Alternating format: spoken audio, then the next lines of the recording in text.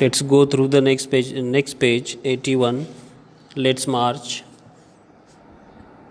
Page number 81 पे writer लिखता है, rights, security, hope can only be restored through education.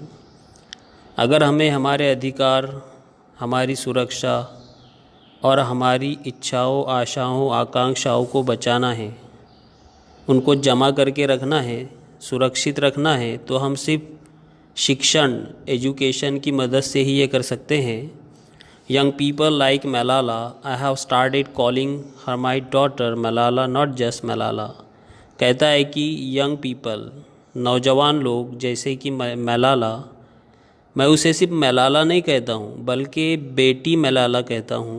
So my daughter Malala and other daughters including Kainat, इसलिए मेरी बेटी मलाला और बेटी कायनात, इन फैक्ट टू कायनात्स,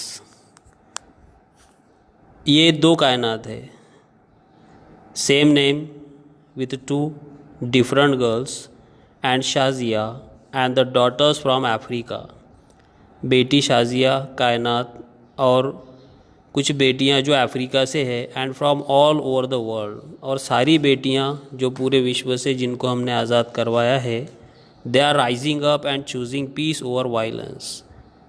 अब वो जाग रहे हैं, अब वो उठ खड़े हो रहे हैं, अब वो समाज में फैल रहे हैं और वो दंगे फसादात के ऊपर शांति को ज़्यादा भाव देते हैं, और वो भी चाहते हैं कि चारों दिशाओं में, पूरी दुनिया के अंदर शांति फैले, पीस फैले, tolerance over extremism and courage over fear.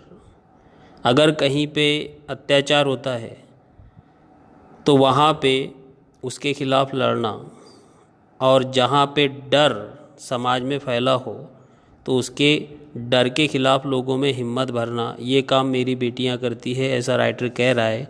Next paragraph में लिखता है, द सॉल्यूशंस आर इमर्जिंग, नए नए हल हमारे सामने आ रहे हैं, but these solutions can not be found in the deliberations in conferences alone. लेकिन ये नए नई परेशानियों के, प्रॉब्लम्स के हल, सॉल्यूशंस हमें कॉन्फ्रेंसिंग हॉल में भाषण देने से नहीं मिलने वाले हैं, and can not be found in prescriptions from a distance. और अगर हम बहुत दूर से सिर्फ सलाह देते रहेंगे तो भी हमें प्रॉब्लम्स के सॉल्यूशन नहीं मिलेंगे। They lie in a small groups and local organisations and individuals. ये जो हल है, समस्याओं के जो समाधान है, ये छोटे छोटे ग्रुप में पूरे विश्व के अंदर फैले हुए हैं, छोटी छोटी ऑर्गेनाइजेशंस के अंदर में फैले हैं। हर एक पर्सन, हर एक व्यक्ति के अंदर हर एक समस्या का हल है। Who are confronting with the problem every day, वो लोग जो हमेशा अटैक से लड़ रहे हैं, प्रॉब्लम से लड़ रहे हैं, हर समस्या से लड़ रहे हैं, उनके अंदर उस समस्या का हल है।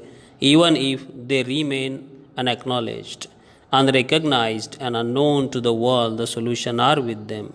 ऐसे लोग जो जानकार नहीं है, किसी भी चीज़ का ज्ञान उन्हें नहीं है, किसी भी चीज़ का रियलाइजेशन उन्हें नहीं है, फिर भी हर समस्या का सॉल्यूशन, समाधान उन्हीं के अंदर है। उसके बाद अपन स्टार्ट करते हैं part second, we can do it, हम ये कर सकते हैं। यू मे आस्क दैट, आप मुझसे पूछ सकते हो, what can one person do, एक व्यक्ति क्या कर सकता है। I would recall a story of my childhood. Writer कहता है कि इस प्रश्न के उत्तर में मुझे मेरे बचपन की एक कथा याद आती है। A heavy fire had broken out in the forest.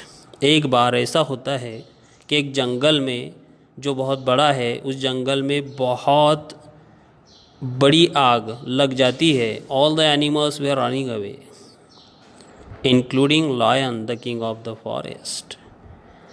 जैसे ही आग लगती है, जंगल से सारे जानवर भागने लगते हैं, दौड़ने लगते हैं, और उन दौड़ने वाले जानवरों में जंगल का राजा जो होता है, लायन, शेर, सिंह, वो भी भागने लगता है। Suddenly then he saw a tiny bird rushing towards the fire. तभी अचानक वो सिंह देखता है, किंग देखता है कि एक छोटा सा पक्षी, वो जो जंगल है जिसमें आग लगी है, जलते हुए जंगल की दिशा की ओर उड़ता जा रहा है। ही आस्क्ड द बर्ड, तभी उस राजा ने, सिंह ने उस पक्षी को रोका, बर्ड को, और उससे पूछा, व्हाट आर यू डूइंग, तुम क्या कर रहे हो? टू द लॉयन सरप्राइज, सुनकर आश्चर्य हुआ लॉयन को, राजा को। द बर्ड रिप्लाइड, उसने उत्तर दिया पक्षी ने, I am going to extinguish the fire, कहता है कि मैं आग बुझाने जा रहा हूँ। The lion laughed and said, वो राजा हंसने लगा, सिंह हंसने लगा और हंसते हंसते कहा, how can you do it keeping just one drop of water in your beak, तुम अपने छोटे से मुंह में, चोंच में एक बूंद पानी, एक कतरा ले जाकर तुम क्या कर सकते हो? द बर्ड वॉज एडामेंट, बहुत ही रूडली उत्तर दिया उस पक्षी ने। एंड शी सेड, और उसने कहा, I am doing my bit, मैं मेरा फ़र्ज़ अदा कर रहा हूँ, मैं मेरा जो काम है वो कर रहा हूँ। वो जंगल की आग बुझेगी नहीं बुझेगी इससे मुझे कोई प्रॉब्लम नहीं है, सिर्फ मेरा फ़र्ज़ ये है कि मुझे मेरा घर बचाना है, चाहे वो मुझसे अकेले से हो पाए या ना हो पाए, मुझे मेरा फ़र्ज़ अदा करना है। 18 years ago, 18 साल पहले, millions of individuals March across the globe, millions लोग, करोड़ों लोग पूरे विश्व में एक साथ उठे थे। And demanded a new international law for the abolition of worst form of child labour, और जिन्होंने एक साथ आवाज़ उठाई ऐसा कानून बनाने के लिए जो इंटरनेशनल लेवल पे कानून बनाया जाए। और वो कानून किस लिए होना चाहिए? चाइल्ड लेबर के ख़िलाफ़ होना चाहिए। एंड इट हैज़ हैपन्ड, और ये हुआ। अगर एक व्यक्ति प्रयास करता तो ये लॉ कभी नहीं बनता इंटरनेशनल लेवल पे, लेकिन सब ने मिलकर प्रयास किया इसलिए हुआ। वी डिड इट, हमने करके दिखाया।